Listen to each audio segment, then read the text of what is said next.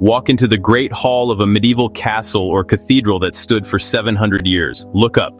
Those massive beams holding up the roof. They're not stone. They're wood. And they've been there since the day they were raised. No modern pressure treatment, no chemical sealants, just timber, cut by hand with an axe, shaped by an adze, and yet they've outlasted empires. The question isn't just how they built such structures, it's how they built them to last. This is the forgotten science of medieval woodsmanship, a deep, practical knowledge that began not in the workshop, but in the forest itself. The first secret was knowing the tree, not just the species, but the individual tree. Historical timber procurement accounts from royal forests and monastic estates show an almost surgical selectivity. The ideal timber wasn't just big, it was mature, straight-grained, and slow-grown. A forester or carpenter would walk the woods looking for oak, elm, or chestnut that had grown in dense competition. This forced the tree to grow tall and straight, with tight, narrow growth rings. That tight grain meant denser, stronger wood with less sap and more of the durable heartwood. As a proverb from the German Hansa timber yards put it, a tree that struggled in the forest will stand strong in the hall. The timing of the harvest was absolutely critical. The cultural practice, recorded in countless medieval estate manuals, was to cut timber only during the dormant season, late autumn through winter. The logic was sound. With the trees sapped down in the roots, the felled wood contained much less moisture and sugar. This made it less attractive to fungi and insects from the very start. It also reduced cracking and warping as the wood dried. This wasn't superstition, it was empirical observation refined over generations. They were, in effect, giving the wood a head start in the preservation race. But felling the tree was just the beginning. What happened next was a deliberate, often lengthy process of seasoning or drying, and the medieval approach was profoundly different from modern kiln drying. The goal wasn't speed, it was stability. One common historical method was water seasoning. Great logs, destined to be ship keels or foundation piles, would be submerged in a running stream or pond for months, sometimes years. The running water would slowly leach out the sap and soluble sugars, the very food for rot and worms, while the water prevented rapid drying and checking. When pulled out, the timber was lighter and far more resistant to decay. It was a natural, energy-efficient, preservative process. For timbers that weren't submerged, the practice was air seasoning under cover. They'd be stacked in carefully constructed ricks with stickers, small strips of wood, between each layer to allow air to circulate evenly.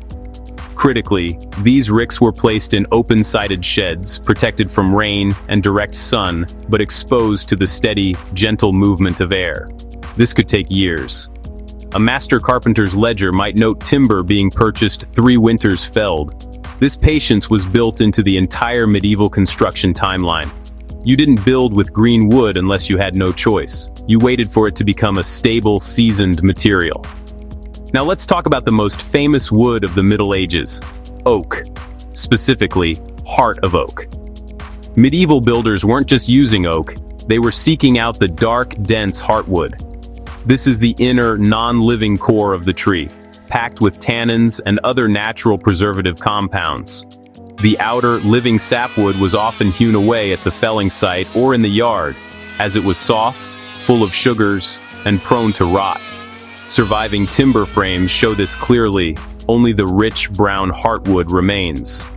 This selective use of the most durable part of the tree effectively doubled or tripled the wood's natural lifespan. But perhaps the most ingenious practice was charring. Historical evidence, from barn bases to fence posts, shows that the ends of posts to be sunk into the ground were often lightly charred in a controlled fire until they formed a layer of charcoal. This charcoal layer is chemically inert. Fungi and insects can't digest it. It also creates a physical barrier. By charring the part of the post that would be in the damp, oxygen-poor soil, prime conditions for rot, they created a permanent fire-made shield. It was a simple, brilliant application of fire not as a destroyer but as a protector. All of this, the selective harvest, the patient seasoning, the use of heartwood, the strategic charring, points to a holistic philosophy. Medieval woodworkers saw wood not as a uniform, inert building block, but as a living material with a memory. They understood it had a grain, a history of growth and vulnerabilities. Their craft was about collaborating with the material's natural properties, guiding it from a living tree to a dead but enduring component of the human world. They weren't fighting nature's tendency to reclaim wood. They were gently persuading it to delay that reclamation for a few centuries. The craftsmanship didn't stop once the wood was seasoned. The way medieval builders used the timber was the next layer of defense against decay. This was where the joiners and carpenters' art turned science into longevity. Consider the joinery. Medieval timber frames weren't held together primarily with nails, which rust and weaken. They used complex mortise and tenon joints, secured with wooden pegs or tree nails. But here's the subtle genius. These joints were designed to tighten with age, not loosen. As the surrounding timber continued to dry and move minutely over decades, the precisely cut joints would settle into a tighter, more locked position. Furthermore, the orientation of the wood grain was crucial. A savvy carpenter would always ensure the tenon, the protruding part, was cut so its grain ran perpendicular to potential stress, making it incredibly resistant to shearing. It was a dynamic system that embraced wood's natural behavior. The overall design of structures played a massive role. Look at a medieval timber-framed house or barn. The iconic steeply pitched roof isn't just for snow, it's for rapid water shedding. The faster water runs off, the less time it has to seep into end grains or joints. Wide eaves projected far from the wall face, keeping driving rain off the timber walls and their foundation. The building itself was shaped to be its own umbrella, protecting its vulnerable wooden skeleton. Nowhere was this battle against rot more critical than at sea. The clinker-built ships of the Vikings and later medieval cogs represent the absolute pinnacle of this wood wisdom. Each overlapping plank was not just nailed, it was caulked. The process, as described in shipwright accounts, involved driving strands of animal hair, like sheep's wool, or tarred hemp into the seams between planks. This was then sealed over with hot pine tar or a mixture of pitch and wax. This created a flexible, watertight seal that could flex with the ship's movement. But the real secret was in the planks themselves. They were often made from radially split oak, not sawn.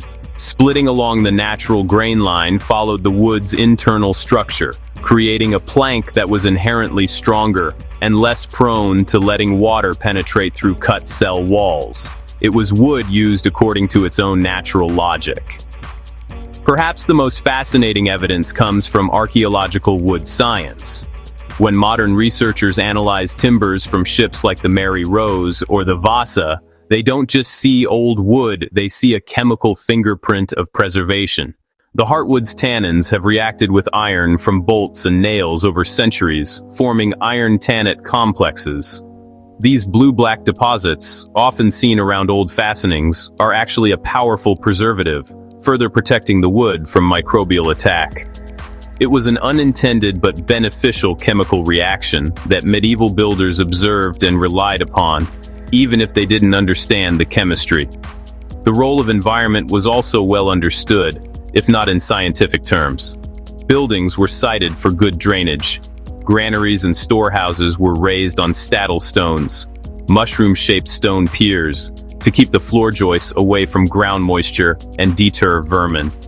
This simple elevation technique added decades to a structure's life by creating a ventilated buffer zone between wood and damp earth.